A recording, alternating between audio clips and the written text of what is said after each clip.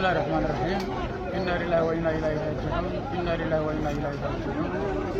ولا حول ولا قوة إلا بالله العلي العظيم maanta degmada Beledweyne waxa ka dhacday masiibo ay surbalkaasi soo maleeyeen al-shabaab oo ayaa tan ma dhaarsanay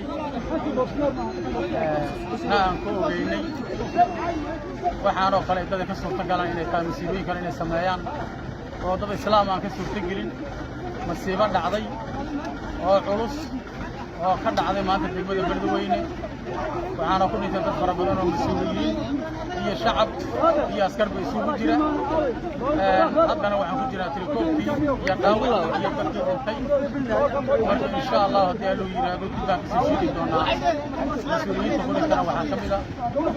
madaxweynihii maaliyadda gobolka Hiiraan Allah u naxariisto iyo mas'uuliyiin kale oo xildhibaanada Hirshabeelle dibaan kasii xaqiijin doonaa haddii loo yiraahdo haddana waa dul taaganahay dad fara badan oo meydna ku hoos jiro dad dhaawacna ku hoos jiraan waa dul taaganahay insha Allah waxa soo dhanna waxaan soo sheegi doonaa dibaan kasii sheegi doonaa waxaana ka xumahay dadka waxaas ku kacay Soomaalnimo sheeganaya dad arxmayaala manaxayaala aanan aqoon dadka naftooda qiimo lahayn tooda qiimo aysan lahayn baa waxaan ka dambeeyay